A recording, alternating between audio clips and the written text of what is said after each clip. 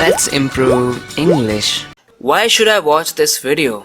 If you're wondering, then let me explain this to you in simple lines why you should watch this video instead of giving a long introduction, probably boring. You should watch this video because you'll learn useful phrases and words in daily life sentences.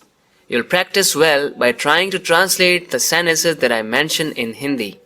You'll learn how to say certain things in multiple ways. You'll have a great listening practice as you watch the video.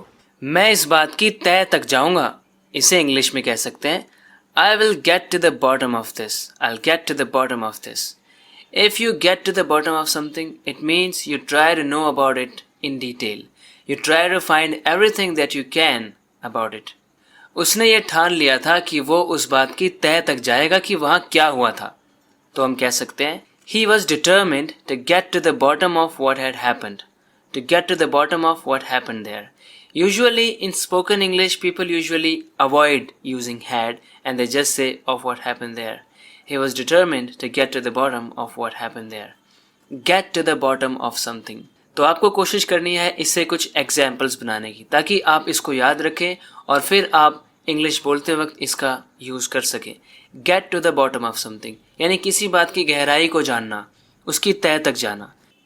उसने मुझे आधे अधूरे जवाब दिए. आधे अधूरे जवाब दिए मतलब सही से जवाब नहीं दिए.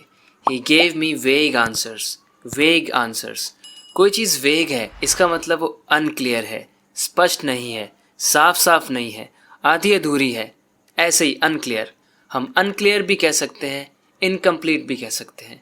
He gave me incomplete, unclear और vague answers. मुझे हल्का हल्का याद है कि कोई वहाँ आया था. हल्का हल्का याद है, पूरा अच्छे से याद नहीं है. I have a vague memory that someone came there. Came की जगह turn up भी कह सकते हैं. Somebody turned up there. If someone turns up somewhere, it means he shows up there. He comes there. I have a vague memory. Vague memory का मतलब है धुंधला धुंधला सा याद है, मुझे हल्का हल्का सा याद है. इसका ऑपोजिट होता है vivid memory. I have a vivid memory मतलब मुझे साफ साफ याद है. वेग मेमोरी मतलब हल्का हल्का सा याद है. हम वेग को किसी पर्सन के लिए भी यूज़ कर सकते हैं. ही वॉज वेग इसका मतलब वो वेग था, इसका मतलब उसने ढंग से कुछ बताया नहीं, ढंग से समझ नहीं आ रहा था वो कहना क्या चाहता है, वो क्या बता रहा था, पता नहीं क्या कह रहा था, ढंग से कुछ क्लियरली नहीं बताया उसने. ही वॉज वेग. समबडी कैन बी वेग. हो सकता है ये चेतावनी हो कि कुछ बुरा होने वाला है. हो सकता है कि ये चेतावनी हो. एक वर्ड मैं आपको सिखाना चाहता हूँ. It might be a premonition. It might be a premonition. Premonition मतलब a feeling that something is going to happen, especially something unpleasant. कुछ बुरा होने वाला है, उसका एहसास, उसकी एक चेतावनी सी जो लगती है, उसे हम इंग्लिश में प्रेमोनिशन कह सकते हैं. Premonition. It might be a premonition. हो सकता है कि एक प्रेमोनिशन हो. मुझे पहले से ही आभास हो गया था कि वो शायद मुझसे ब्रेकअप कर लेगी. फॉर एग्जाम्पल, आभास हो गया मतलब पहले से पता चल गया कि कुछ बुरा होने वाला है. I had a premonition that she would break up with me. I had a premonition. Premonition. इसी तरह से सेंटेंसेस के थ्रू मैं आपको समझाने की कोशिश करता हूँ कि कैसे हम बहुत यूजफुल फ्रेजेस और ईडियम्स का यूज़ कर सकते हैं अपनी इंग्लिश में, इंग्लिश बोलते वक्त. तुम्हें तकलीफ़ में देखकर मुझे तकलीफ़ होती है. इसको कह सकते हैं it hurts me to see you hurting. It hurts me to see you hurting.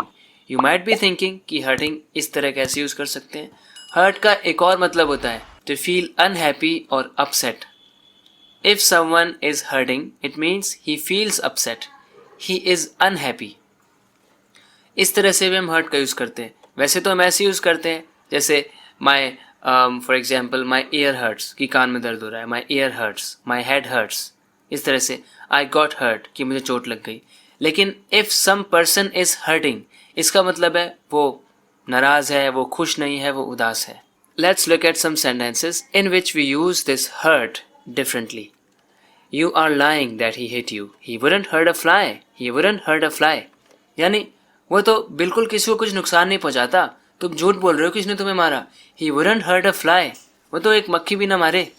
कहने का मतलब है कि वो बहुत दयालु किस्म का इंसान है, वो किसी को नुकसान नहीं पहुंचाता. He wouldn't hurt a fly. It's an idiom with hurt. He always hits me where it hurts. वो हमेशा मेरी दुखती रग पे हाथ रख देता है. मतलब कि जिस चीज़ में मुझे सबसे ज़्यादा कष्ट होता है, प्रॉब्लम होती है, उसी चीज़ को छेड़ देता है, वो वही बात करने लग जाता है, वही चीज़ चुभो देता है मुझे, कुछ इस तरह से। मुझे यहाँ कोई बाहर का आदमी नहीं चाहिए। I don't need any outsiders here. मुझे यहाँ कोई आउटसाइडर्स नहीं चाहिए। कोई बाहर का आदमी तो यही सोचेगा कि हम लड़ रहे हैं। Some outsider will think that we are quarreling. Outsider मतलब बाहर का आदमी। ये बात मुझे क्यों नहीं सूझी? हम कह सकते हैं Why didn't I think of that? Why didn't I think of that? या हम कह सकते हैं Why didn't that cross my mind? If something crosses your mind, it means some kind of thought occurs to you. You think of it. You have that in your mind. Something crosses your mind. Why didn't that cross my mind? यानी ये बात मेरे दिमाग में क्यों नहीं आई? Let's look at another example. तुम्हें कुछ सूझता ही कब है? When do you ever think of anything? या फिर When does anything ever cross your mind? तुम्हें कुछ सूझता ही कब है? मर्द बन और बता सबको सच क्या है। जब हम किसी को बोलते हैं कि चलो हिम्मत करो, अब मर्द बनो, मर्दानगी दिखाओ। इंग्लिश में एक इडियम है man up and tell everyone what the truth is. Man up. If you tell someone to man up मतलब आप उसे हिम्मत देने की कोशिश करते हो, चलो मर्द बनो, अब बताओ क्या सच है। ये वक्त मर्दानगी दिखाकर दुश्मन का सामना करने का है। This is the time to man up and confront the enemy. Man up. जी हाँ फ्रेंड्स, आप किसी को बोल सकते हैं come on man up and tell me what the truth is.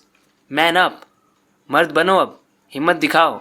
So friends, देखा आपने इस वीडियो में आपने कितनी कमाल की चीज़ें सीखी, इडियम्स, फ्रेजेस, वर्ड्स, और वो भी ऐसी चीज़ें जो अक्सर लोग यूज़ करते हैं स्पोकन इंग्लिश में, जो कि ट्रेंड में है, जो चीज़ें चल रही है, जो मॉडर्न है। सो फ्रेंड्स, इसी तरह से अपनी इंग्लिश को इम्प्रूव करते रहने के लिए इस चैनल को सब्सक्राइब ज़रूर करना अगर आपने अभी तक नहीं किया है तो। सो फ्रेंड्स, बात करते हैं हम अगले वीडियो लेसन में। तब तक के लिए take care and bye bye.